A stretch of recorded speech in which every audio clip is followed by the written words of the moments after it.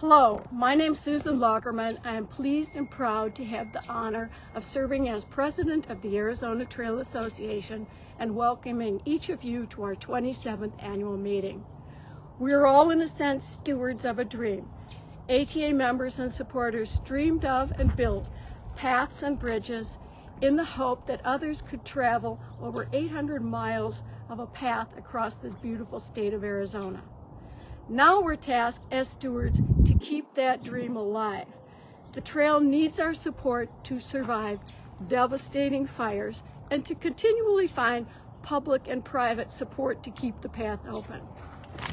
2020 taught us the value of devoting time to the things that we cherish and find important. All of us who are here today choose to support the road less traveled. We choose vibrant wilderness and friendships with those who we encountered along the Arizona Trail. If you're like me, you're planning your next hike at the time you complete your last hike. I'd like to take this opportunity to welcome our newest board members, James Arndt and Bianca Zalazar, and I'd like to thank those who completed their incredible service to the board in 2020 and 2021, including Steve Anderson, David Benson, Ben Murphy, and Kent Taylor. And finally, I'd like to thank Ambika Balasubramanian as she embarks on her second third-year term. Incredible, because she knows how much work this entails. Now I'm turning to you members. Members, you are our lifeblood. Membership matters when decisions are made to allocate limited public and private dollars. We value and seek the counsel of our members to make good decisions and to continually improve our stewardship of the trail. On behalf of the board, I thank each of you for coming today, and I'd now like to turn this meeting over to our dedicated director, Matt Nelson. Thank you, Susan, and thanks for all of you who are joining us today virtually for the 27th annual members meeting of the Arizona Trail Association. I know I speak for all of us, board and staff and trail users and lovers, that I really wish we were gathered together today in person to celebrate the trail, to lament some of the challenges of 2020, to talk about the grand accomplishments that we all made together, and to look forward to the future. But since we can't gather together now, we're going to do our absolute best to bring you the annual meeting in this virtual format. We will be hosting a question and answer session a little bit later on in the presentation. So if you hear anything during the annual meeting today that you'd like to know a little bit more about or more in depth, just type your questions into Facebook and we'll either answer today or individually through the Facebook channel a little bit later on. Once again, thank you so much for joining us. My name is Matthew Nelson, and I'm excited to begin my 10th year as Executive Director of the Arizona Trail Association. I'm talking to you today from our home office in Tucson, Arizona, in the ancestral lands of the Panaotam. And this is an honor and a privilege to be able to work on such an amazing legacy project that so many of you are dedicated to as well. The trail connects all of us, and that's one of the things that provides kind of continual inspiration for board and staff. And I'm honored to serve under a dedicated group of board members, 10 of which are 2021 board of directors. I'm also honored to work alongside a talented group of staff members. We work hard every day to protect and maintain the trail. Some are full-time employees, some are full-time volunteers, some are part-time contractors, and others give as often as they possibly can. And while so many organizations and businesses really suffered in 2020 with a reduction of staff and laying people off, I'm really proud that we were able to adapt our approach to programs and operations, and we're able to actually add 4 new positions, including a full-time seasonal trail technician, a wildlife monitoring coordinator, and 2 field coordinators for Southern and Northern Arizona, which really allowed us to help expand our ability to provide increased volunteer opportunities on the trail. This annual meeting is a celebration of accomplishments over the past year, and also talking about some of the challenges that we had to overcome with your support. None of this would be possible without support from you, members, donors, volunteers, business partners, state and federal agency friends, and so many others that give generously to support this organization and our mission. So what I'd like to do is talk a little bit about what our highlights were from 2020 as they relate to our mission. And as you probably know, the mission of the Arizona Trail Association is to protect, maintain, enhance, promote, and sustain the Arizona Trail as a unique encounter with the land. So that first mission responsibility is to protect. Some of the things that we did to protect the Arizona National Scenic Trail in 2020 include the Keep It Grand campaign. This was a free online postcard creation campaign that allowed individuals who love the Arizona Trail and the Grand Canyon to send personalized postcards to Senators Martha McSally and Kyrsten Sinema to voice their support for protecting Grand Canyon, specifically from uranium mining. There's been increased interest in harvesting uranium on south and north rims of Grand Canyon, which we see as an extrinsic threat to the Arizona National Scenic Trail and to the watershed of the Grand Canyon. So many thanks to the hundreds of you that created these postcards to send to our two senators. And we're really looking forward to supporting Senators Sinema and now Mark Kelly as they help move the Grand Canyon Protection Act through Congress. We're also very proud of signing agreements with 3 private property owners whose property through which the Arizona Trail crosses. When compared to a lot of the other national scenic trails in America, the Arizona Trail is very unique in that it only crosses through 3 private parcels. So what we did is developed agreements with those private property landowners to make sure that the Arizona Trail would be protected in perpetuity. Protecting trail users is just as important as protecting the trail and the trail corridor. And so one of our big initiatives for 2020 that will continue well into the future is the Temporal Gulch Reroute project. And what it will do is remove the Arizona Trail from Harshaw Road, which you see here, and replace it with scenic single track nearby. This will be the largest road to trail conversion project we've ever undertaken since the trail was completed. And we're so excited to have made a lot of progress on this project for the benefit of all who use the trail. And you'll hear a little bit more about the Temporal Gulch project in a little bit. Now, moving on to maintain. Maintaining the trail remains our primary focus. And for anybody out there who's ever done trail work, you know that maintaining a mile of trail is a significant undertaking. Now, times that by 800, and you get a sense of just how many people and how many resources it takes to properly maintain this trail for all.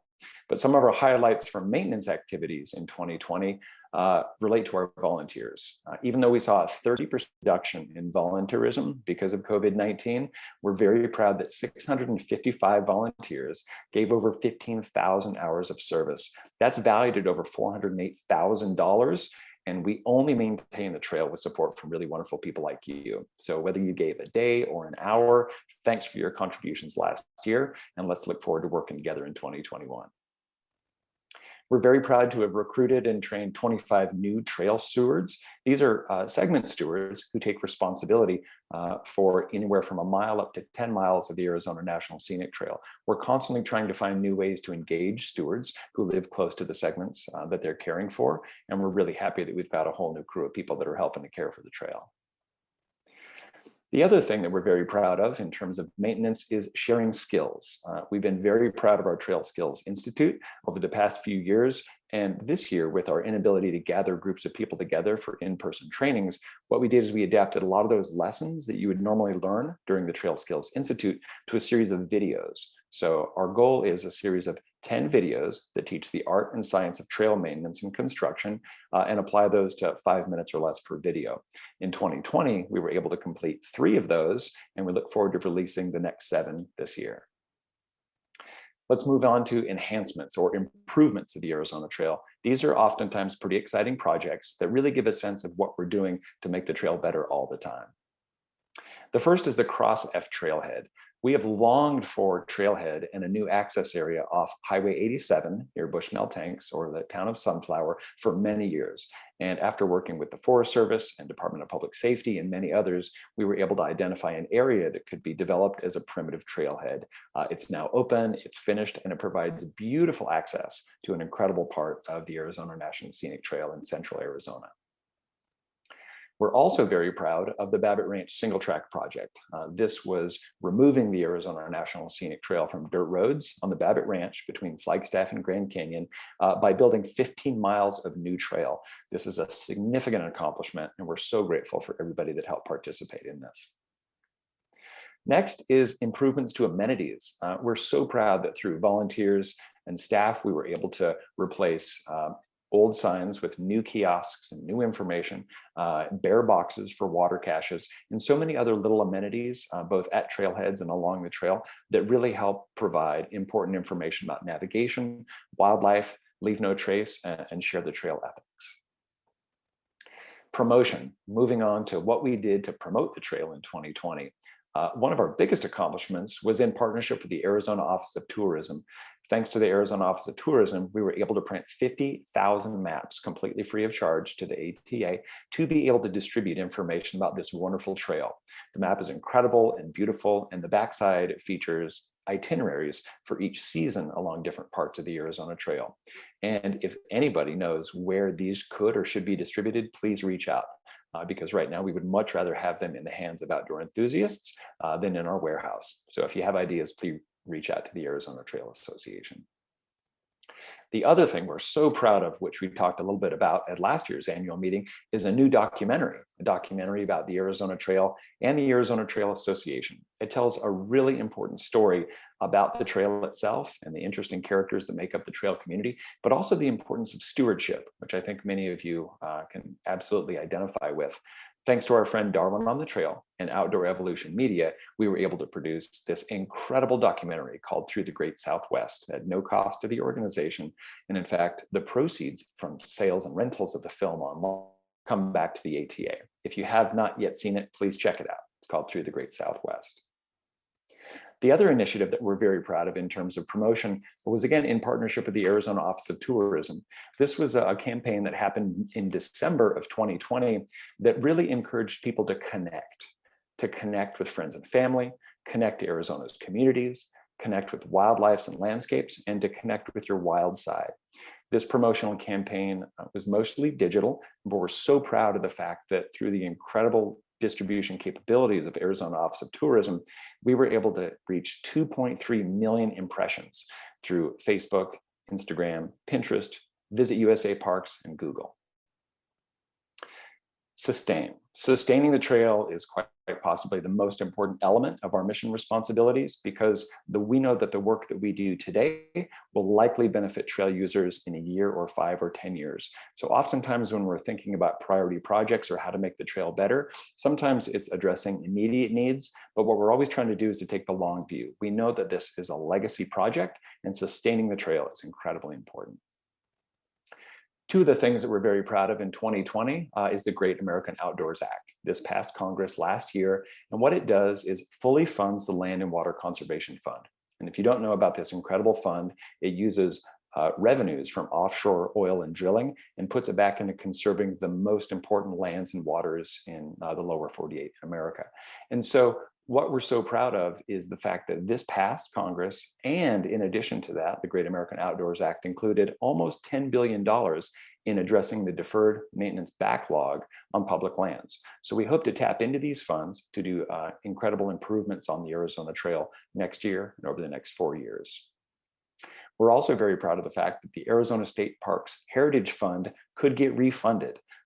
For those of you who are around and participating in Arizona Trail activities 20 years or more ago, you know that the Heritage Fund was a fund that really helped fund construction of the trail, trailheads, and signs that you still see out there today. Although this fund has gone unfunded for many years, there's movement to get it refunded again, either using lottery dollars through Arizona or from our general fund. We're very proud to report that it's gaining traction both in the House and Senate within Arizona, and it just passed the House Appropriations Committee just a few days ago. So if you love trails and parks and open space, we encourage you to reach out to your state legislators and let them know that you support refunding the Arizona State Parks Heritage Fund. The Arizona Trail Association has continued our commitment to justice, equity, diversity, and inclusion. I'm so proud of the AT Board of Directors for adopting an equity, diversity, and inclusion policy in 2020 that we're continuing to implement. And our on-the-ground work includes a really wonderful project near Aspen Corner. This is at the base of the San Francisco Peaks outside of Flagstaff. And we were able to engage 9 tribes from around the Southwest in the participation of creating this educational display at the trailhead. And what it does is reminds recreationalists, hikers, runners, mountain bikers, horseback riders, that they're entering a sacred landscape that is very important to tribes, and they should speak and act respectfully. The other thing I love about this is that it shows the names, the traditional names of the peaks, the San Francisco peaks, also known as the Kachina peaks, in 9 different indigenous languages. So it gives people an opportunity to see the words and to see the tribes that consider this place incredibly important. We're also proud of our continued sustaining of the trail through inspiring the next generation of the stewards of the trail and of Arizona's wildlands. And we do that through our Seeds of Stewardship program. This is our primary youth outreach and education initiative, and you'll hear a little bit more about it later on. But we're so proud that even despite seemingly insurmountable obstacles, including school shutdowns and our inability to transport youth, that we were still able to get kids out on the trail, to connect them with the trail and the landscapes through which it passes, and to remind them that this is your land and it's your responsibility to help care for this trail into the future. Once again, none of this would be possible without you. If you're a member, a donor, a volunteer, business partner, a grantor, federal agency, or state agency friend, we couldn't do this without your support. The trail is incredible in the way that it connects these landscapes and these different people. And so we couldn't have accomplished any of our mission responsibility highlights without you. So thanks again for all your support. Next up, it gives me great pleasure to introduce to you the Arizona Trail Association's Chief Financial Officer, Anna Pereira, to give us our membership and financial report. Thanks so much, Matt. Hello, everyone. First of all, if you're a member, thank you so much for joining. Your participation is a big part of what makes this organization successful, and we hope we can count on you to renew your membership year after year. Membership grew by over 30% this year, a true testament to the value our community sees from the AZT. In trying times, you know you can always turn to a part of the 800-mile trail, and it'll always be there for you. A phrase I learned while long-distance hiking is "the trail provides." And I know if you're a member, that phrase means something to you too. So while 30% growth is a lofty goal to pursue year over year, our hope is that you'll look to new friends, family members, coworkers, to share your passion for the AZT, such that they decide to become members too. Income. What jumps out to you on this page? Probably that government grants make up approximately 1/3 of our income, right? This includes grants from the U.S. Forest Service and State Parks and Trails, which helped us in our many accomplishments this year, as you'll hear about in the coming hour. Also, you might notice that the ATA reached over $1 million in revenue for the first time this year, and we have you to thank for that. Your membership and your dedication helped us sustain and thrive in what was a tough year for so many. While we saw outstanding support from individual donations and memberships this year, it was particularly rough for a lot of local businesses. And of course, that translated to decreased corporate donations. In order to protect our community, we had to cancel our events. And of course, we lost that relative revenue. We had to come up with creative ways to make up for that shortfall. And so we launched a line of clothing. If you haven't seen our new merch yet, head on over to our website, aztrail.org, and purchase a cool new shirt, hat, or even jewelry to support your support for the AZT. We know revenue might take a hit next year as the economy struggles along, but your support will keep us going. And if you're joining us on Facebook,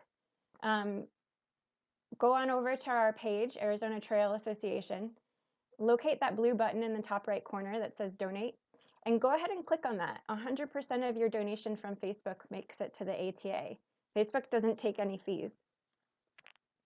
Now for expenses. I'll try to make this quick. A whopping 46% of our expenses are attributed to the Arizona Trail operations. We had to pivot how we approach our youth programs, Seeds of Stewardship and Gear Girls, as Matt talked about. So you notice that the youth programs were a smaller percentage here, but we actually grew our staff. Administration, including staff time, as well as rent and turning on the lights, makes up 26% of our expenses. Now, from that last slide, you might remember that the majority of our income comes from government grants, but those grants only supply us with 18.66% overhead or admin expenses.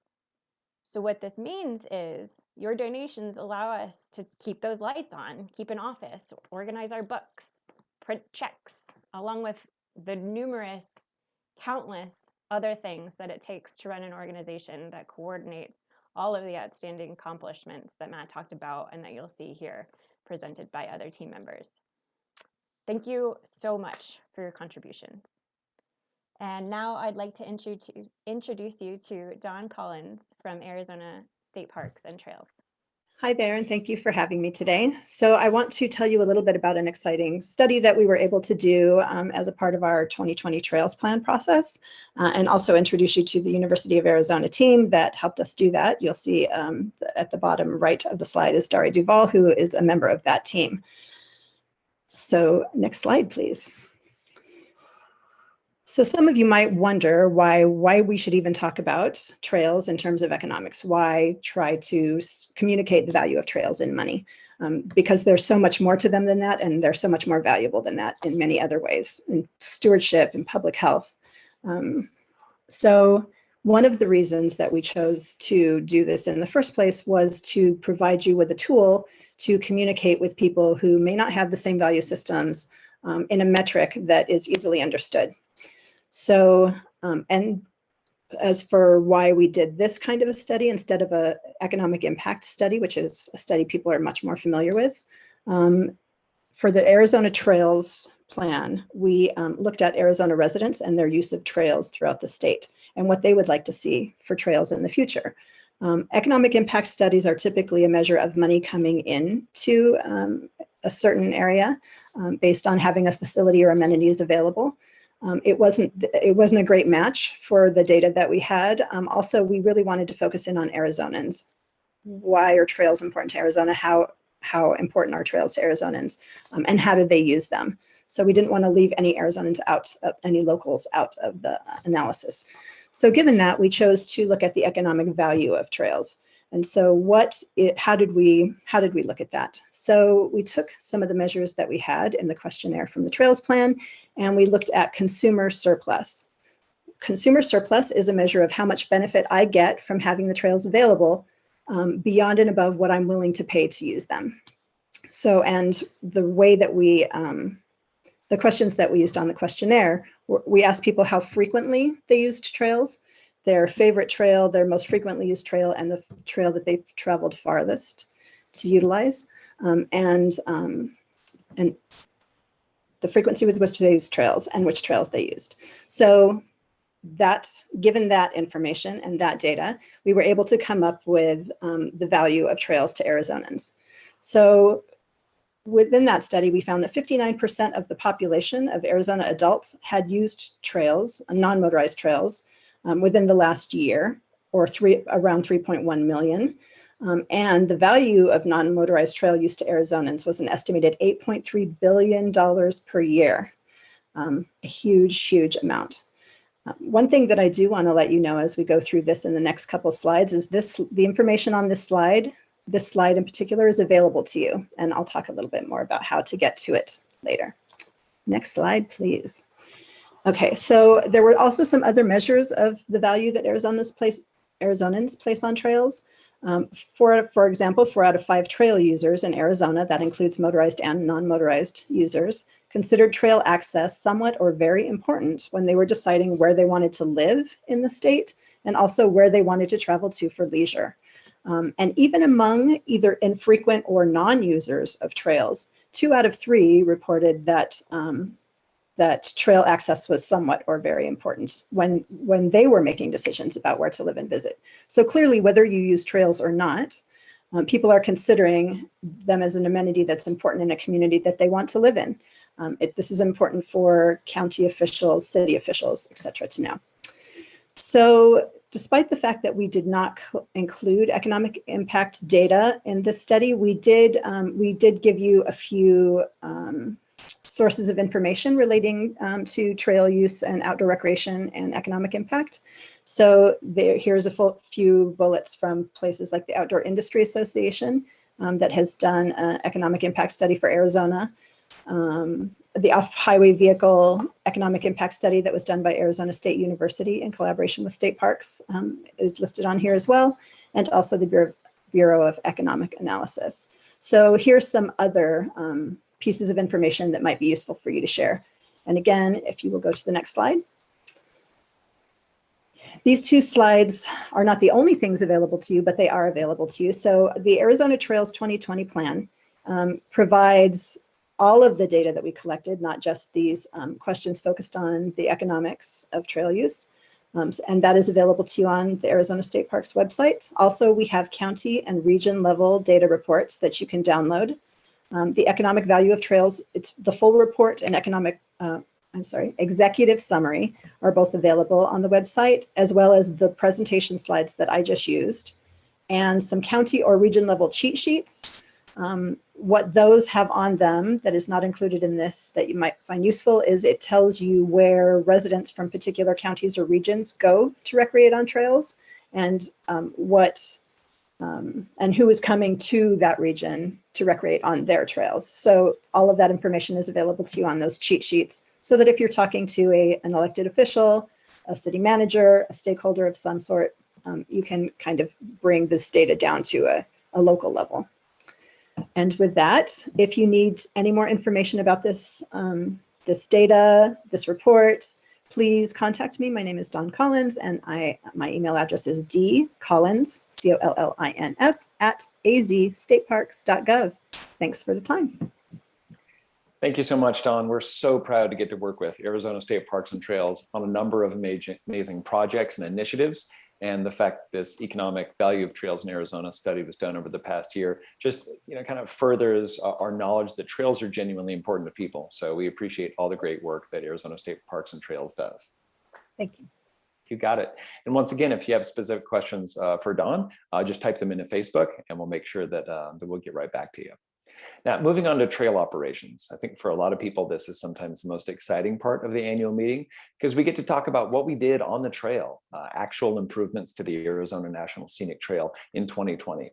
And so here to deliver that report is our trail director, Zach McDonald, and our volunteer program manager, Wendy Lotes. All right, thanks, Matt. Hello, and thanks again for joining us. As Matt said, my name is Zach McDonald. I'm in my 5th year as trail director for the Arizona Trail Association. Obviously, 2020 presented many challenges for all of us. We've all been impacted by COVID-19. We experienced record wildfire, drought, and trail closures throughout the state. These are some of the big hurdles that we worked to overcome throughout the year. ATA staff and stewards are on the front lines for trail evaluation and recommendations to the forest for trail stabilization, rehabilitation, and reopening the trail. The Tonto National Forest just reopened the Four Peaks Wilderness, but parts of the Push Ridge Wilderness and the bypass route in the Coronado and parts of the Kaibab National Forest are still closed. We're working every day with the forest to open those areas as soon as possible. 1 mile near the Southern Terminus, the start of the Arizona Trail, remains closed to the border, for border wall construction. The future condition of this location in the trail remains to be seen. For 2020, despite all of these challenges, we were able to move forward with many of our priority projects. This is one of our successes at Cottonwood Canyon. So as part of our initiative to remove the Arizona Trail from roads and remediation of flooding from the Woodbury fire, last year, the ATA, in conjunction with the National Forest, designed and supported Conservation Corps crews who built just over 1 mile of new trail to replace 1.25 miles of Forest Road 83, which was made nearly impassable after the 2019 fire. Then at Geronimo Springs, this project shows the other end of the spectrum. This improvement affects maybe the shortest piece of all of our projects, but was an important project to improve the overall quality and safety of this segment of the Highline Trail north of Pine. We removed a rusty old metal culvert and replaced with rip-rap rock armoring. The Conservation Corps crew cobbled the surface for a beautiful finished trail tread, which will last for many years.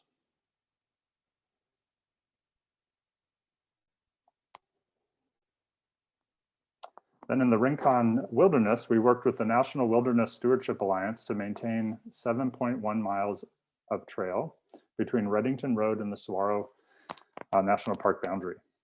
The remote nature of this project required special 4x4 access. These machines were rented for the project and paid for with NWSA funds. We also rely on local horseback stock support for projects like these throughout the state. And as you can see, even general maintenance on the remote and still very wild Arizona Trail requires a huge effort and many resources from volunteers, stewards, partners, staff, and funders like you. As Matt mentioned earlier, the Babbitt Ranch Singletrack was a great success that we finished this year. We completed 15 miles of beautiful flowy single-track trail to remove this segment from shared use ranching roads. We were able to get this done with a combination of mechanized tools, volunteers, and Conservation Corps, seen here finishing a stone retention wall. We installed gates like this one at the pasture fence crossing, pasture fence crossings, and signed the entire length of the reroute. There's more to do. There's always more to do. We still have another 3 miles at the south end, which will hopefully tie in with another project to remove the trail from roads on the Coconina National Forest, south of the Babbitt Ranch.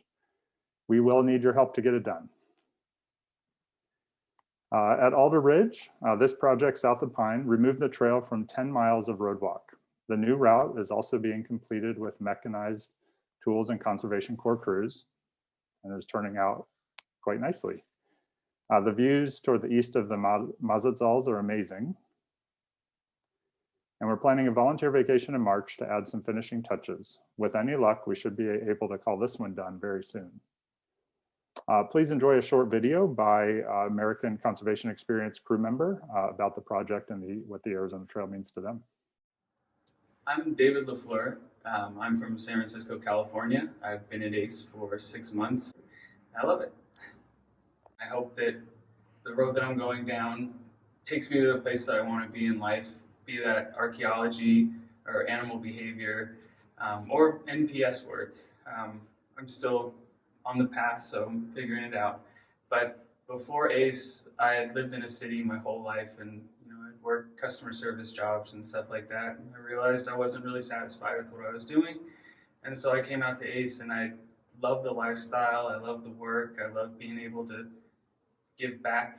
I love being able to see the world as it was seen hundreds and hundreds of years ago. It gives me so much joy and happiness to be able to live and work in nature and give back to nature. I got the chance to live and work with some really great crew members, people that I really do consider to be friends for life from now on, and family, honestly. I worked on the Alder Ridge reroute in the Mazatzal Wilderness. I did 5 hitches, which is 37 days. We were working on the AZT, which is special to myself and the crew I was with because it runs right through Flagstaff where we stay, and it just so happens to be about 5 blocks from where we were living. So we'd all walked the AZT and had good times there, so it was great to be able to work on it and kind of give back to the trail that it gave to us.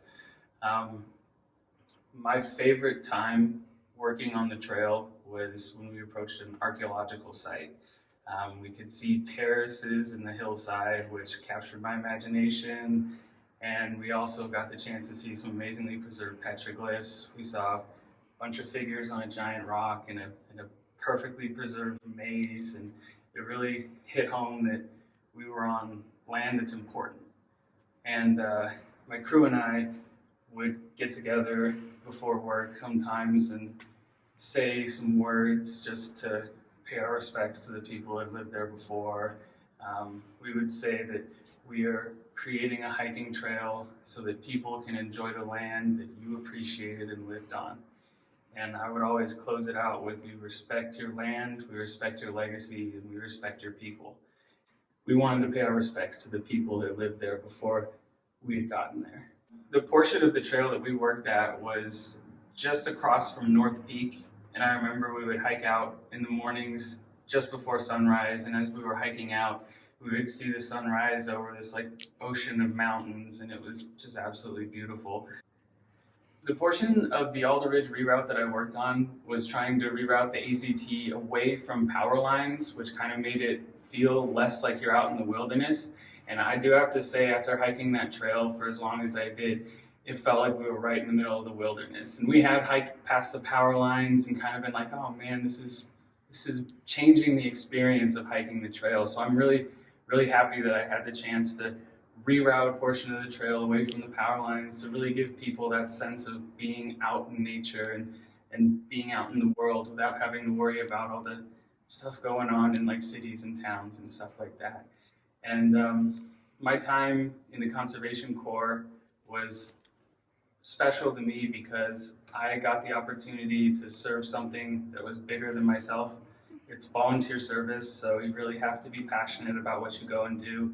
And the work that I've done in ACE and the work that people do in conservation corps around the country really gives a chance for people to experience nature differently than they would normally. We're out there kind of building hiking trails, but also building trails for people to come out and get passionate about nature and really care about the earth that we've been given. So I've been working at ACE for 6 months, and I just signed up for another 6-month term, and I'm really excited to do it because one of my favorite portions of time while I was at ACE was working on the ACT in the Mazatzel Wilderness. I love the furry juniper trees and the towering agave and prickly pear larger than I'd ever seen them before, and it was just a true pleasure to be able to be out there working and rerouting the trail.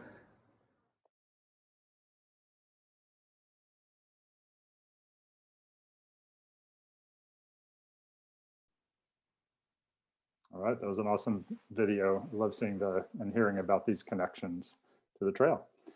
So in Pine, last year we installed ramadas salvaged from Roosevelt Lake.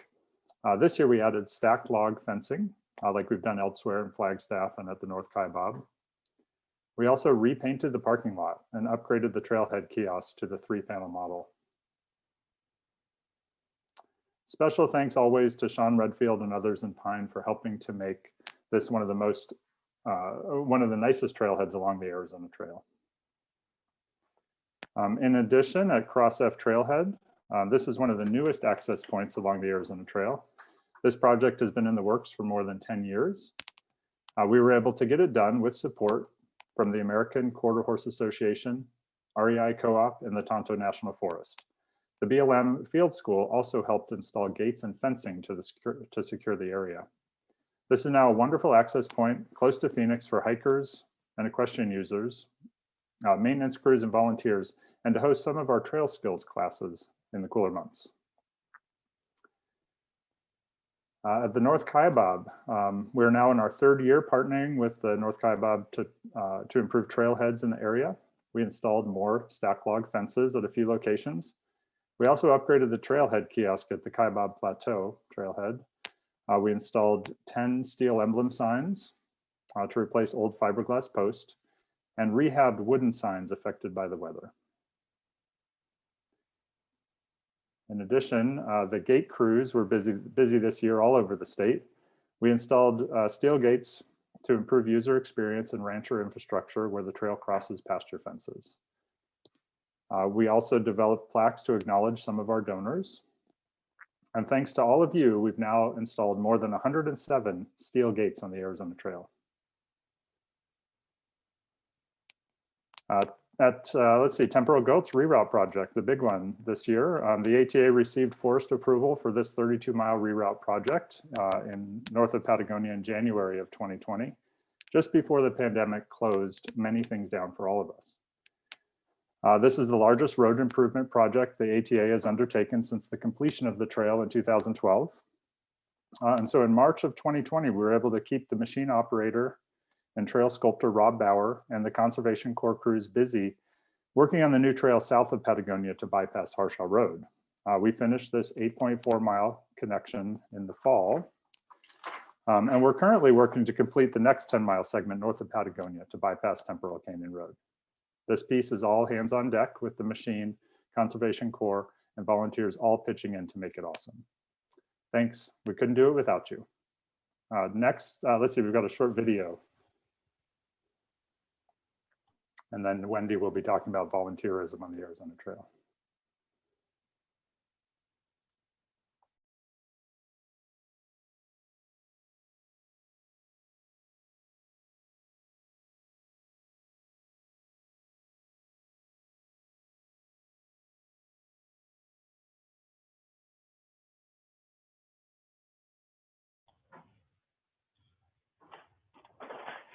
Hi, this is Wendy, your friendly neighborhood volunteer program coordinator.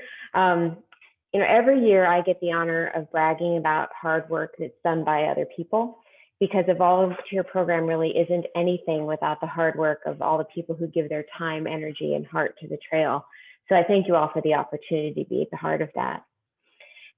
After the initial shock of the shutdown started to kind of wear off, many of our volunteers came to realize that outside was really one of the safest places that you could be, and working on the AZT was a great way to be social and proactive in the face of the pandemic.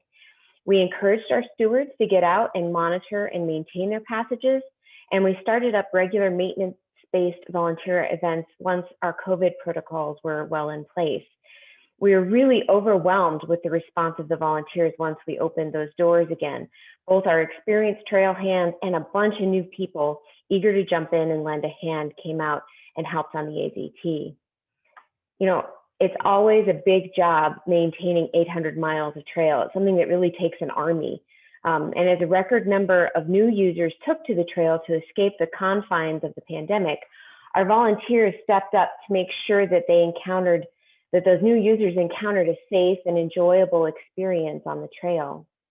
Additionally, our stewards headed out onto the recently burned trails after the fires were out and helped us with essential scouting and conditions reporting.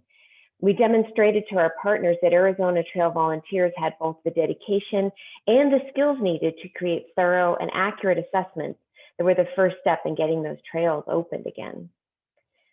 In the tradition of professional quality trail skills training, we were able to continue that for volunteers in 2020, with more than 50 people attending our sessions on basic trail maintenance, trail design, layout, and new trail construction. The trail skills classes not only offer participants a background in theory, but also really give that hands-on experience, which supports the actual projects on the AZT, such as here, where the volunteers are helping to lay out and build new pieces of that Temporal Gulch reroute. We're expanding our offerings in 2021 in hopes of getting more spots in our most popular trainings like basic trail maintenance, as well as exploring some new skills such as trail recovery and mitigation. If you haven't already signed up, please do so quickly as the classes are filling up. And don't forget to get on the wait list if what you want isn't available. Often those spots will open up as time goes by and people's scheduled needs changed.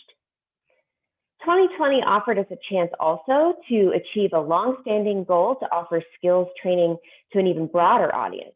With the help of the boys pictured here from Outdoor Evolution, we began production of a series of 10 instructional videos on the basics of trail maintenance. We filmed these across the state, so we've got a little bit of Sonoran Desert and a little bit of Ponderosa Forest mixed in there. And it offers an introduction to some of the core skills that volunteers need when they're out maintaining the AZT in a variety of environments and situations. And these are accessible to everyone, regardless of their schedule, budget, or location. The accessibility of these sessions through online media really has the potential to help us reach new populations of trail users and potential volunteers in years to come. And so I'd like to share the first of those videos with you here, and a link to where to find those on YouTube will be included below.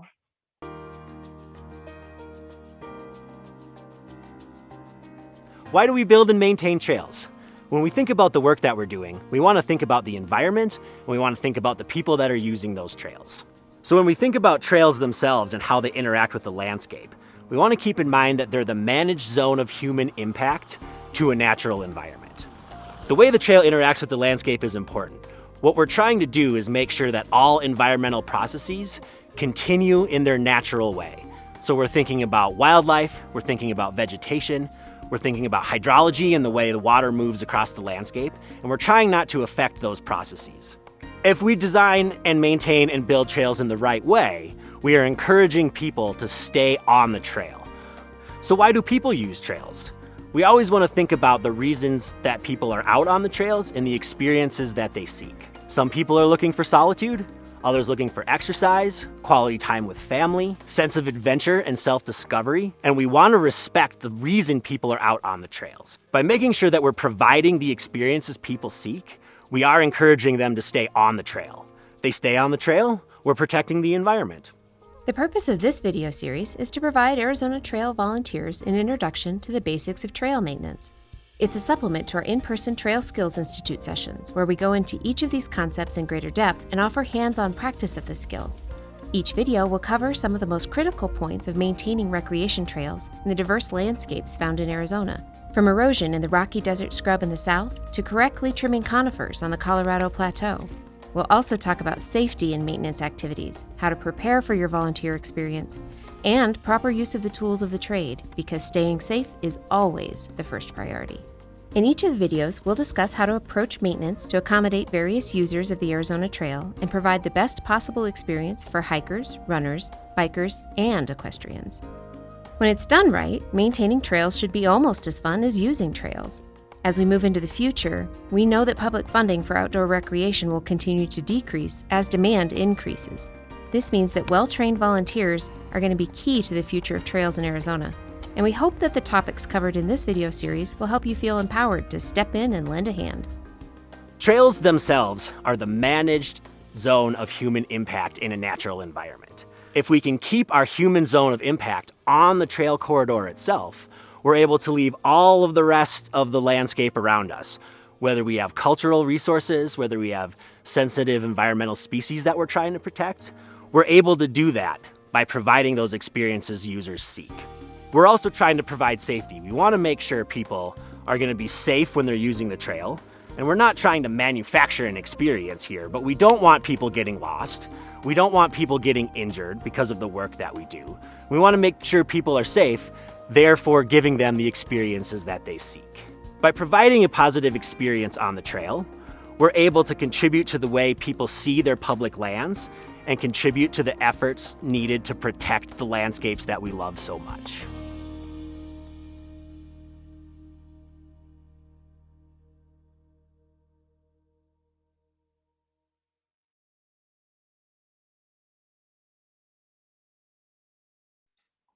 Thank you, Zach, and thank you, Wendy. So proud of our trail operations program and everybody that helped make it happen, including our Director of Trail Operations, Sean Redfield, who's not presenting with us today because he's hard at work out there on the trail. Well, one of our biggest challenges during the spring of 2020 was maintaining our youth outreach and education programs. We quickly pivoted to develop a remote learning program for the Arizona Trail through our Seeds of Stewardship. And we did this by offering kind of do-it-yourself hikes and educational activities that youth could do with their families out on the Arizona Trail. In Northern Arizona, our Youth Outreach and Education Coordinator, Julie Polovich, started an after-school on the AZT program for small groups of youth with COVID protocols in place that allowed youth to get back into nature, which is something that they were so looking forward to and that many of them were missing during their times in front of the computer as they started their online schooling routines. Julie also adapted our Gear Girls program to be able to continue to offer outdoor experiences for young women in Northern Arizona. And the Gear Girls program continues strong to this day, and it provides opportunities, including like mountain biking, trail work, and snow sports to build confidence, outdoor competence, and character in young women, grades 4 through 8 in Northern Arizona. In Southern Arizona, our Youth Outreach and Education Coordinator, Trevin Hooker, developed a Youth Ambassador program, the essence of which is captured in this video.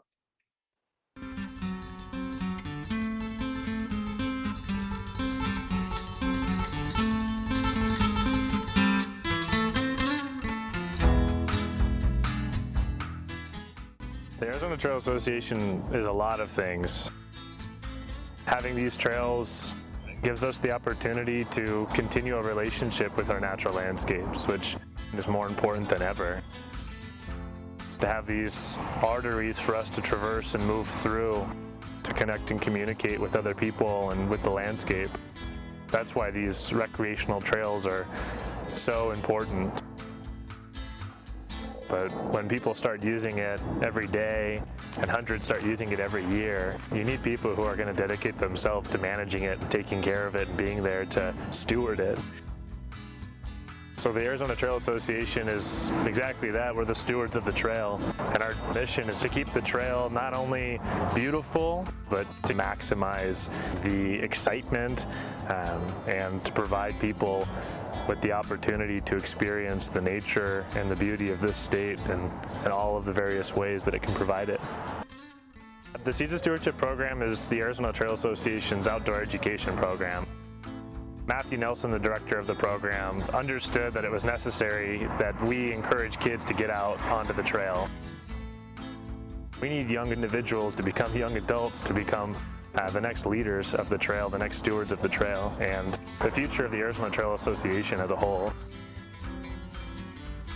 If we can work with all types of youth and we can bring them outside to show them that these places are safe and for them, then they're going to grow up to not only cherish it and respect it, but to break new bounds and to create the future of what the outdoor landscapes can look like for people in a much more harmonious way. We can't cease what we're doing. We can't stop taking youth outside. We can't stop providing these opportunities because now more than ever, being outside and connecting with nature is majorly important. So Cesa Stewardship South is running what's called the Ambassador Program, where we're taking juniors and seniors in high school and providing them an internship. For 6 to 7 months, we are training them how to be outdoor environmental educators, specific to the Sonoran Desert. Hopefully they become public speakers, hopefully they become role models, and if anything else, they become knowledgeable and excited people who really cherish and love this landscape. Everything outdoors is so beautiful. It's like, how would you not be curious to know where you live and the nature around you? I've never really gone into my indigenous side of the family. It's just me being out here and a part of it and trying to protect it is like putting in what I feel like I need to. Seeing how climate change is going, it's really important to start thinking about this stuff and start having it in your vision that we need to start protecting and start caring more and more because it's not going to be here forever.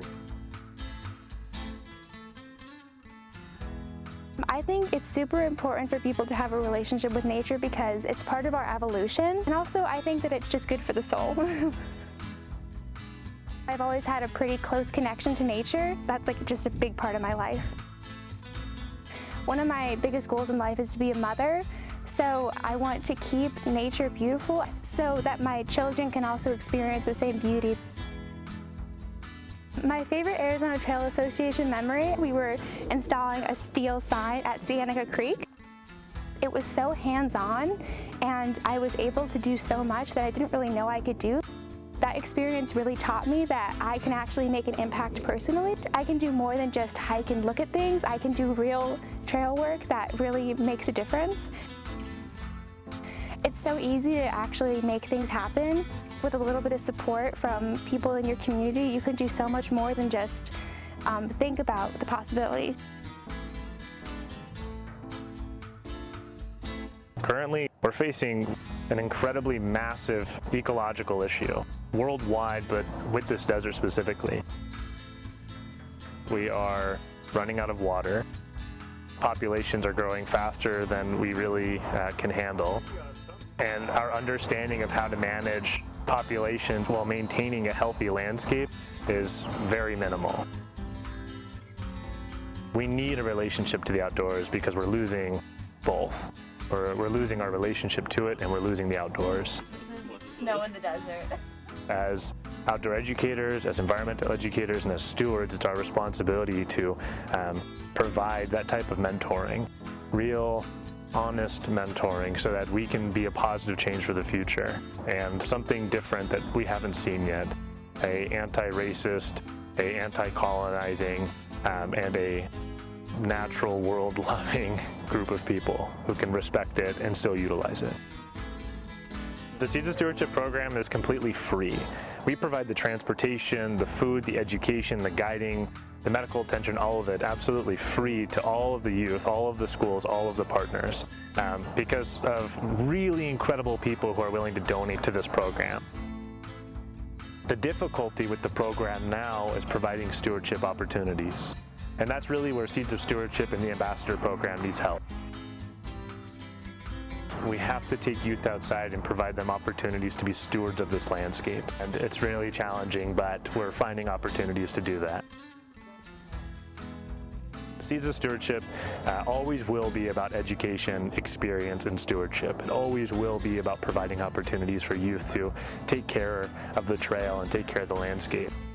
And Seeds of Stewardship is always going to be growing further and wider to make sure that kids are connecting to the outdoors, learning about the outdoors, and growing up in a way that they will always value and cherish the outdoors.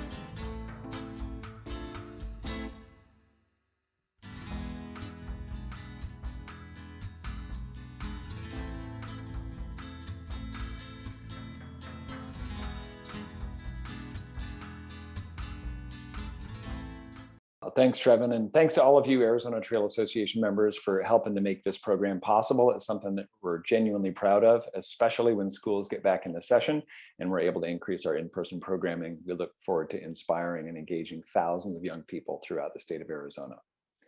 Next up, I'm excited to tell you a little bit more about our ongoing veterans programs. As many of you probably know, we've been supporting the Warrior Hike program for the past 4 years. This is done through an independent organization that we partner with that provides long distance hiking opportunities for recently returned combat veterans to help walk off the wounds of war. We've seen profound impacts on the lives of individuals who participate in this program. So in addition to continuing to support Warrior Hike, one of the things that we've done in 2020 and will continue to do in 2021 is offering veterans volunteer trail work weekends throughout the state. This allows small groups of veterans who live in Arizona to come together to build community and to do really fantastic projects outdoors. We have a renewed commitment to veterans here in the state of Arizona through the Arizona Trail Association, and especially with the help of our new veterans coordinator, Chappie. We look forward to offering some really fantastic opportunities to veterans in 2021. Next up, I'd like to talk about what our priorities are for 2021. We have huge, ambitious, and wonderful goals in ways that we're going to continue to support our mission with your assistance. And here, once again, to kind of share what some of our big priorities are in terms of on the trail operations are Zach and Wendy. All right, thanks again, Matt. Yeah, so our 2021 priorities for trail operations, one of the big ones will be wildfire rehabilitation. So after 4 major wildfire fires in 2020, we're committed to stabilizing the trail and beginning a multi-year effort to restore the landscapes impacted by fire. We're proud to report that 3 major segments that have been closed since last summer will reopen or have safety tours in place within the next 2 weeks. At the Southern Terminus, we're also committed to restoration of the Southern Terminus within the Coronado National Memorial. While we don't know what the future holds for border wall construction in this area, we look forward to working with the National Park Service and local volunteers to restore access to this location and to repair damage to scenic resources as a result of recent road and wall construction activities. With your help, the Arizona Trail continues trail construction north of Patagonia as part of the Temporal Gulch Reroute project to remove the Arizona Trail from Temporal Canyon Road for 2021. While this project likely will take 4 more years to complete, we make progress every month and invite you to join us as a volunteer or donor to accomplish this major trail construction effort. The ATA, along with the Tonto National Forest and other partner organizations, helped coordinate and fund major cultural resource surveys to facilitate improvement projects along the entire length of the Highline Trail. We look forward to beginning many improvements to the Highline Passage in 2021. And at long last, we hope to restore access to the Arizona Trail in the Santa Rita Mountains through a new trailhead at Oak Tree Canyon on the Coronado National Forest north of Sonoyta. For 2021 and our ongoing commitment to remove the Arizona Trail from roads, we're studying a variety of realignments throughout Arizona.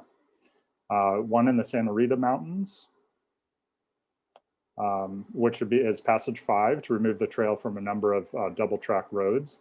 that the trail sort of skips on and off. In the Coronado and the Santa Catalina district near Summerhaven to take the trail off of a segment of paved road. In the Superstition Mountains to reroute a segment of fall line trail that goes in and out of a deep gorge. We call the Big Dip.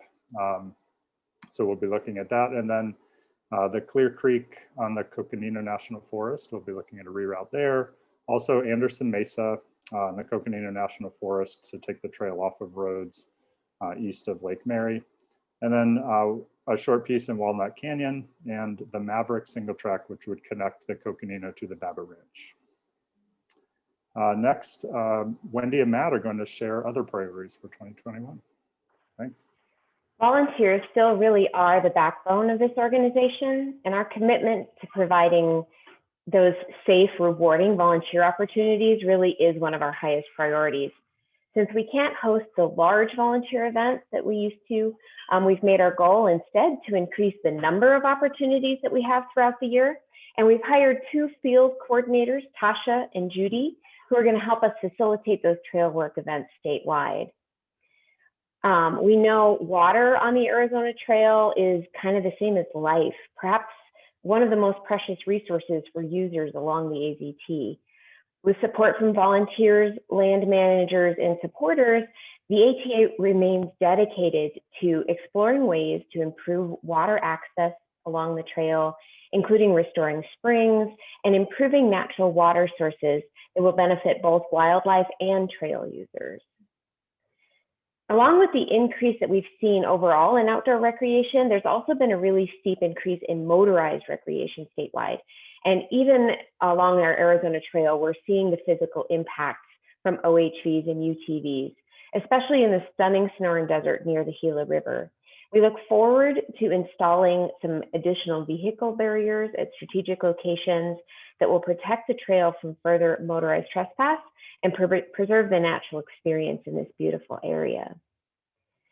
In a recent study of signs that we did along the trail, shows that on average, a trail user can expect to encounter more than 1 sign every quarter mile. That really detracts from the wild character and natural experience that we expect on the trail. So we're going to be working with trail stewards and land managers to begin removing excess signs and replacing some of the fiberglass posts with more permanent and visually appealing steel markers. Matt will continue. Thanks, Wendy. Yeah, in our continuing commitment to engage youth, we'll continue with our youth outreach and education programs, including Seeds of Stewardship and Gear Girls. So look forward to hearing more information about the wonderful work that young people are doing out on the Arizona Trail. And if you're on social media, you got to check out the Instagram that the Seeds of Stewardship program has developed. You can see really wonderful photos on a continual basis of young people out on the trail doing great things.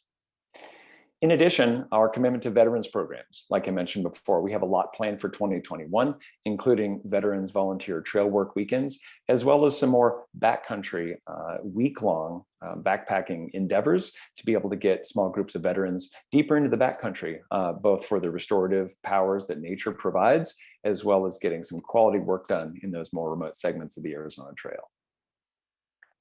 Our commitment to tribal engagement continues as well. I think it's important that everybody recognizes that the lands that we recreate on now, hiking, mountain biking, horseback riding, and trail running, were forcefully taken from people. And those people still live here. And unfortunately, tribes have not been engaged much in the Arizona Trail and the Arizona Trail Association over the past 3 decades, but that's changing. And our organization will continue to work with all tribes throughout Arizona to acknowledge the fact that this is their land and that we are stewards of it for now. And we want them to be a little bit more involved in the Arizona Trail Association.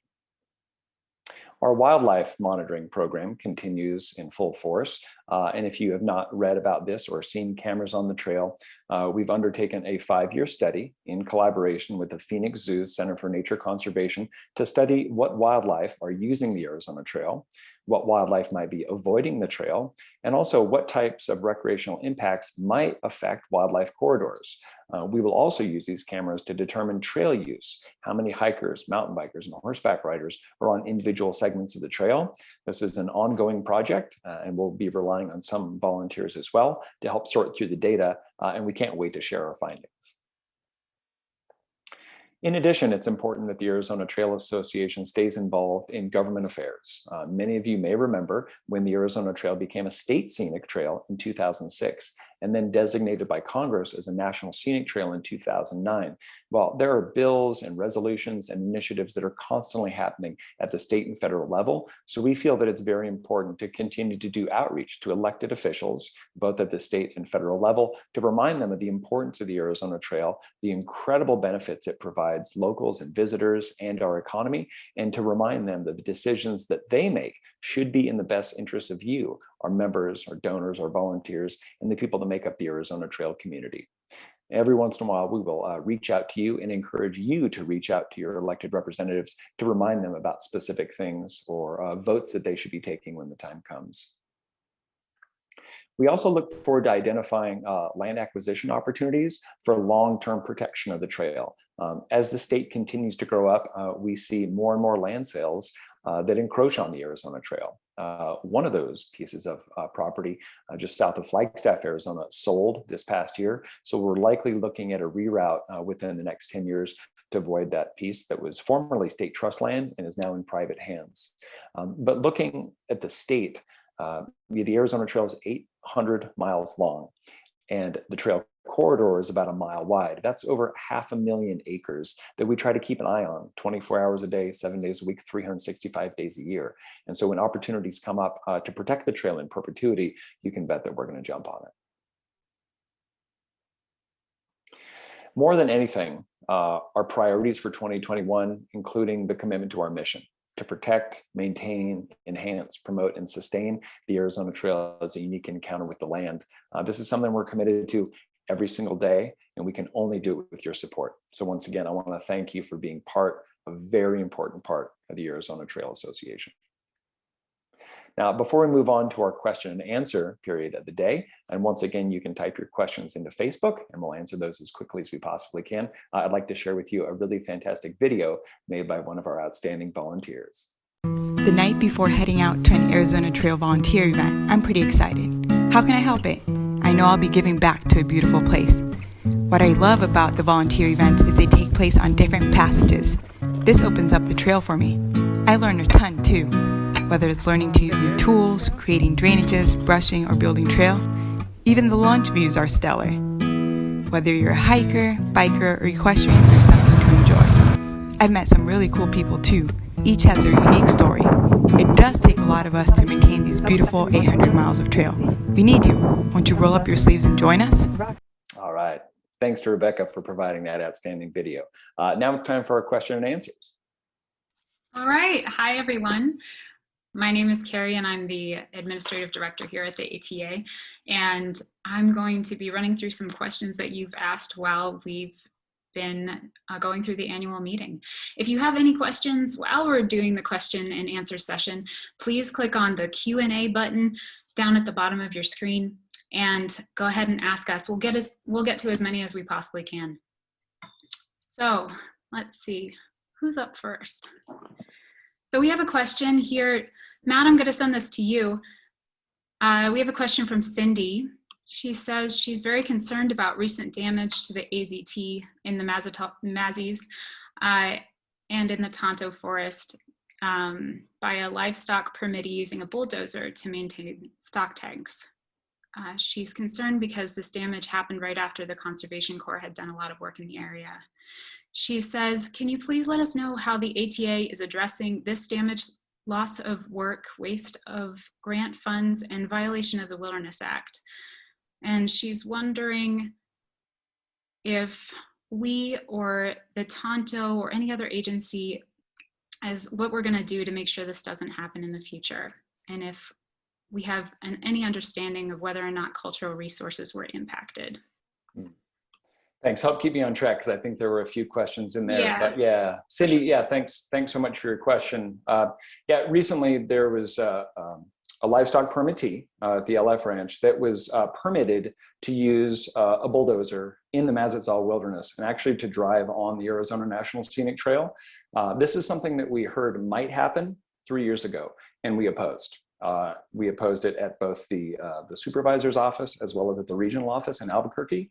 And it turns out that this project was approved, and it did happen. It did happen shortly after a conservation corps had spent 2 weeks in that area repairing the trail. And the damage is pretty significant. Although I haven't seen it personally, we have lots of photographs and documentation. And so our goal is to work with the Tonto National Forest, who approved this, both on the trail and within a wilderness area, to repair the damage. The last I heard, which was about 2 weeks ago, that a conservation corps would be paid to go back into that area and repair the damage. So that's something that we're glad that the damage is being fixed. But I think Cindy's question about, what can we do in the future to make sure this doesn't happen again is probably the most important part. And I think it relates back to our mission to protect the trail and to maintain it. I thought we were doing due diligence by opposing this project when it was proposed about 3 years ago, but it was approved. It was approved by the Forest Service, which we think was probably an erroneous decision. And so we're working with people in the regional office as well as the supervisor's office and at the district level to make sure that impacts like this never happen again. For those of you who work and volunteer in wilderness, you probably know the irony of approval of a bulldozer in a wilderness area, because in designated wilderness, because of the Wilderness Act, no bicycles, no drills, no wheelbarrows. Like, this is supposed to be a wild and primitive area. And so the approval of a 40,000-pound bulldozer, which did significant damage to the Arizona Trail, is something that should never happen again. So I look forward to sharing more details about that as they emerge. And so right now we're just in communication with the National Forest to find out how can we work together to make sure that this doesn't ever happen again. Thanks, Matt. As a sort of follow-up to that, Jamie asked, he said, stock tank maintenance is important, is it not? So is there any way that this tank could be maintained without using a bulldozer, or how does that? That's a great question. Yeah, that's a great question. I think that people who work for land management agencies will tell you that there's always these competing uses. And we at the Arizona Trail Association don't believe that those uses are competitive. Oftentimes there are impacts, whether they're temporary or long-term. So what we try to do is figure out, like, how can we mitigate those impacts, or can we come up with other solutions? In order for something like a bulldozer to be allowed in a wilderness area, it has to go through what's called a minimum decision resource guide. They have to go through a series of steps to really prove that this is the best and most minimal tool for the job. We don't think a bulldozer was the most minimal tool to clean out a stock tank. It probably could have been done with something much smaller, whether that's shovels and wheelbarrows or whether it's a much smaller machine. I think some of you probably saw the photos from our trail operations report where you saw a very tiny mini excavator. And that's what we use for trail construction when it's appropriate. And so we think that something like that, instead of a full-size D5 dozer, should have been used. And so we're going to continue to make those recommendations to the Forest Service. Thanks, Matt. Hey, Zach, I'm going to send a question your way. Are you ready? Ready. Okay. So Dave asks, he's interested in the early success and feedback from the water collector that was put in your picket post. He's wondering if any more are planned. He says it seems to be a winner, so he wants to know the future there. Okay, yep. So we just completed a year of surveys where we visited the water collector quarterly, working with Project Harvest at the university to do water sampling and testing. And so we expect to have that report, a year of data, put into a report I think by the end of this month, by the end of February. And so we're waiting for that to then determine whether or not we'll continue to install more of them, but we do have a few sites in mind. So up north, maybe near Babbitt, or in the middle of the state, some of the more remote, drier segments, passages 14, 15 may be good possible locations for another one. That's great. Thanks. And Zach, I'll just stick with you. I've got another question. Okay. This one comes from Ellen. So she's wondering about the fate of Harshaw Road. wondering whether or not the trail is going to be removed from that area, and if there's a plan to help get through hikers to the resupply in Patagonia. Yeah, absolutely. So yeah, Harshaw Trailhead will remain, and the trail, I think it's about 3.5 or 4 miles from Harshaw Road to what will become the Arizona Trail north of Red Rock Canyon Road to Casablanca Culvert at Highway 82.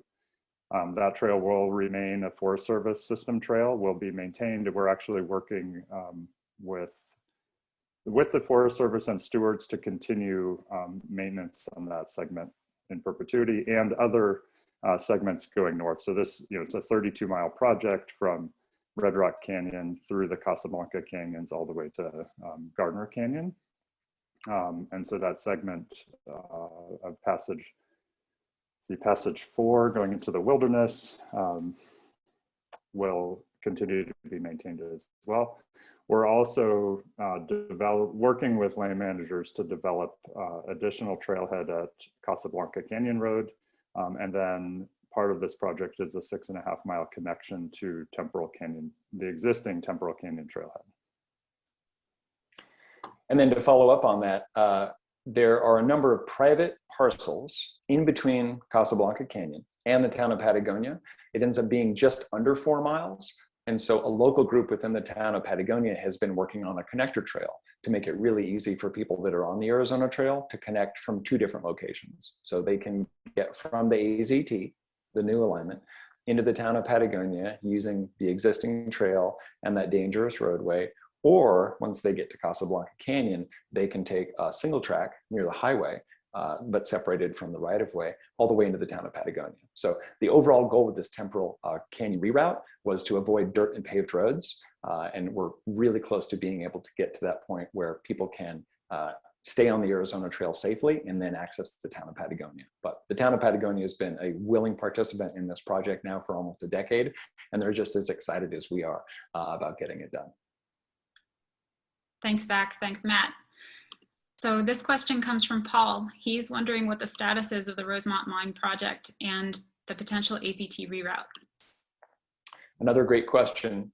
So for those of you that don't know, we had about a 6.5-mile trail reroute project planned to be able to avoid what we thought would be impacts from the Rosemont copper mine. That project has been put on hold over the past year because of 2 different decisions that came from a federal judge. One that found that the Forest Service's environmental impact statement was fatally flawed and should be redone. So the project was put on hold there. And then shortly thereafter, it was determined that the U.S. Fish and Wildlife Service did not do due diligence in terms of impacts to threatened and endangered species within the project area. So further delaying the project. Even though we still have that reroute in mind, chances are that the Rosemont Copper Mine project is on hold indefinitely. We don't really know if it could happen next year or in 10 years, or what level of environmental review will be necessary in order for that reroute to happen. So the current alignment of the Arizona Trail through that area remains the AZT, and it remains unchanged. And so until that project is revived, or if that ever happens, we'll continue to maintain the trail where it is along its current alignment. Thanks, Matt. Yeah. So I've got 2 questions here about closure areas. First, I'll go to Debbie. Debbie says, how many miles of the trail are currently closed due to fires, and when do you think they'll reopen? Shall I jump in on that one? Yeah, go for it. Okay, so so there were over 100 miles of trail that were impacted and closed due to the fires this year. Most of those areas are open. We've got we have a detour at the North Kaibab. We are working to open, and we talked about that in the trail operations report, but we're also working to open the trail passage 11 through the Catalinas, and then the Four Peaks Wilderness as well has just opened. Yeah, that's pretty exciting news. You know, we just found out yesterday on Friday that the closure, which was 36 miles total, but included a few road miles. So that's through Four Peaks, Passage 20, and then Pine Mountain, which is Passage 21. That's been closed since June or July, since the bushfire started. That just opened yesterday. And that's really a result of two things. One, we didn't get the monsoon season that we had hoped for. And so we didn't see catastrophic flooding that happened in that burn zone. And then also because of on-the-ground assessments that we did as an organization while the area was closed, with permission, obviously, we were able to help inform the Forest Service the areas that were most likely to suffer significant impacts from erosion. And so with that in mind, they were able to find funding, get conservation corps out there on the ground over the months of September, October, November, and stabilize the areas we thought would really blow out once it rained. And so once this first winter storm passed through, reassessed the damage and found that the trail was relatively stable, they were able to open it with confidence. So all the closures within the Tonto National Forest are now open. Like Zach mentioned, on the Kaibab National Forest, because of the Mangum fire, we found a scenic detour on forest roads nearby. And we're really hoping that with the great work a Conservation Corps is doing right now, as we speak, in the Santa Catalina Mountains, that Passage 11 will be open within the next 2 weeks, which will then allow anybody who's looking for a long distance trail adventure, open access from almost Mexico, at this point about a mile north of the US-Mexico border, but really all the way to Utah. So. Thanks, Matt. And so now, Matt, are you ready to talk about the Southern Terminus and what's going on down there? Sure. So we're wondering what Phyllis is wondering what the future is for the Southern Terminus and what our plan is moving forward, if we have any mitigation that we're going to implement. Yeah, for years, we've been hoping to beautify and develop the Southern Terminus. Anybody who's ever been to the US-Mexico border on the Arizona National Scenic Trail knows that it was a pretty wild and beautiful experience, but there wasn't much there other than a single picnic bench, which is a recent addition, and then that historic border monument number 102.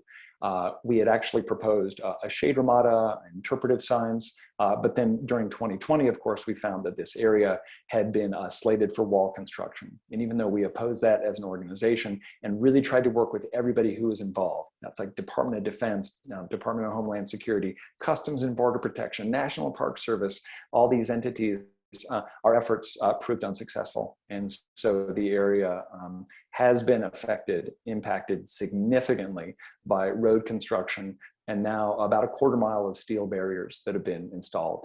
And so President Biden recently issued an executive order which halts all construction along the southern border for 60 days.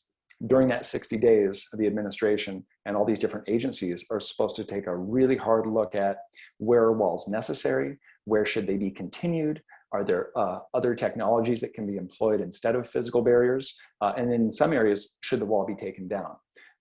We don't intend to begin restoration and mitigation until all those questions can be answered. We don't really know what the Southern Terminus is going to look like over the next year, but what we're waiting is to find out what is the decision from federal agencies and what's going to happen to this area. Once those decisions are made, then we look forward to working together to figure out how can we restore access, which is very important, and then how can we restore the scenic qualities of an area that before 2020 looked pretty similar to the way it did 100 years ago or 500 years ago, aside from some climate change issues. But the Southern Terminus is special. It was intentionally chosen to be the start of the Arizona National Scenic Trail. And so we look forward to doing whatever we can as an organization to make sure that that area is protected and restored. Thanks, Matt. Matt, we're going to end with you. Just one last question. What are you looking forward to for the ATA and the AZT in 2021 the most? Ooh. I think the thing that I miss the most, maybe some of you can identify with this, is I miss you. I miss people. I miss our community. I miss youth outings. I miss gatherings, large volunteer events. I don't know when those will happen again, but the thing I'm most looking forward to is I think reconnecting with our community on every level that we can, whether it's youth, veterans, tribes, volunteers, donors, members, everybody. I really miss that human connection. And I think that's a vital part of what the trail does, is that It connects all these beautiful landscapes and places, but it connects people. And I hope that people have been making those connections through friends and family, throughout the past year. But what I really hope is to re-engage the people who kind of make up the Arizona Trail and the Arizona Trail Association. I'm encouraged by the vaccine. I'm encouraged by the number of people that are out using the trail. And I look forward to seeing everybody again when we can do that. Thanks, Matt. So that will wrap up our question and answer session for today. If you asked a question in the Q&A, or you have another burning question you just thought of and couldn't get answered, please send us an email at ata@aztrail.org. Again, that's ata@aztrail.org, and we'll do our best to answer it within the next week. And we really appreciate your participation, and all these questions are really valuable to us, so thank you. I'll turn it back over to Matt for our closing. Thanks. I think for the closing, I'd just like to say thanks for your support and thanks for joining us. We weren't able to stream this live on Facebook, but we'll post it because it is being recorded. But I'm just really honored to work for this organization and work toward this amazing legacy project. And our commitment, I think, has been renewed. After getting over all the incredible challenges that 2020 presented, it was further proof that we're resilient. And I think that the trail was dreamed and built and continues to be maintained and protected because of people that are willing to work really hard. And I see all those people that surround me, both staff, board members, and volunteers. And so thank you. Thanks for your support, and thanks for being part of this organization. And any other staff that have some final thoughts or something they'd like to share, please do, because I'm a very small part of a much larger community that is the Arizona Trail Association.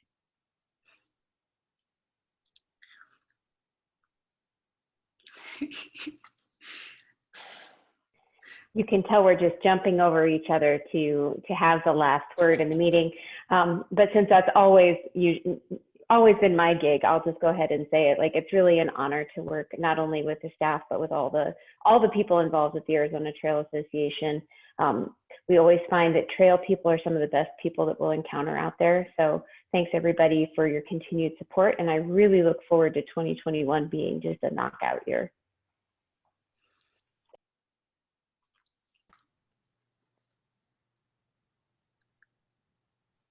Thanks, everyone. Yep, thank you. Thanks. It's been really wonderful to work here, and I really appreciate all of our members and our large and beautiful and growing community. Thanks. All right, thanks again for joining us. It's probably the most beautiful weather that it's ever been in February. So hopefully we get some moisture again soon, but hopefully you can take this time to get outside and enjoy the beauty that is Arizona and connect with people in a meaningful way and enjoy the trail and get involved because we need you now more than ever. Thanks again for joining us for the 27th annual members meeting, and we'll see you on the trail. Thanks.